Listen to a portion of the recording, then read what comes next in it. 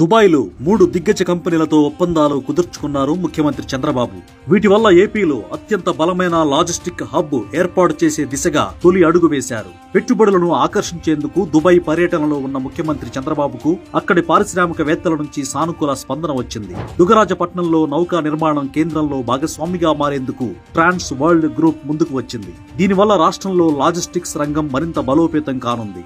దుబాయ్లో ట్రాన్స్ వరల్డ్ అతిపెద్ద షిప్పింగ్ కంపెనీగా ఉంది. నౌకల నిర్మాణంతో పాటు వాటి నిర్వహణ కూడా చేపడుతుంది. అంతర్జాతీయంగా లాజిస్టిక్స్ సర్వీసులు కూడా అందిస్తోంది. ఈ ఏడాదిలో 4,000 కోట్ల రూపాయలకు పైగా టర్నోవర్ నమోదైంది. అబుదాబిలో అతిపెద్ద క్యాన్సర్ ఆసుపత్రి నిర్వహిస్తున్న Burjeel health care holdings chairman Shamsheer Vayalil తో చంద్రబాబు భేటీ అయ్యారు. తిరుపతిలో అతిపెద్ద క్యాన్సర్ ఆసుపత్రి నిర్మించేందుకు ఈ సంస్థ ముందుకు వచ్చింది. 2007లో ప్రారంభమైన బుర్జిల్ హెల్త్ కేర్ దుబాయ్ తో పాటు Abu Dhabi, Oman, Saudi Arabia, north Emirates లో సర్వీసులు అందిస్తోంది. క్యాన్సర్ లో అత్యంత సంక్లిష్టమైన వైద్య సేవలను ఈ సంస్థ అందిస్తోంది.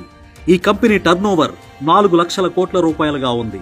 Sharaf group vice chairman, Sharaf DG వ్యవస్థాపకుడు షరావుద్దీన్ షరాఫ్ తో సీఎం సమావేశమయ్యారు. లాజిస్టిక్స్ గోడౌన్స్ ఏర్పాటుకు ఆ సంస్థ ముందుకు వచ్చింది.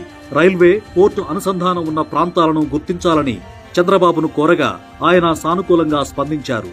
1968లో ఒక షిప్పింగ్ ఏజెన్సీగా ప్రారంభమైన Sharaf group tourism, finance, logistics, retail, real estate రంగాల్లో సేవలందిస్తోంది.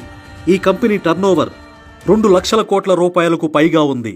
పెట్టుబడిదారుల కోసం రాష్ట్రంలో కొత్త విధానాలు రూపొందించామని, రాష్ట్రానికి మేలు జరుగుతుందనుకుంటే వీటిల్లో మార్పులు చేయడానికి కూడా సిద్ధమని చంద్రబాబు వారికి హామీ ఇచ్చారు.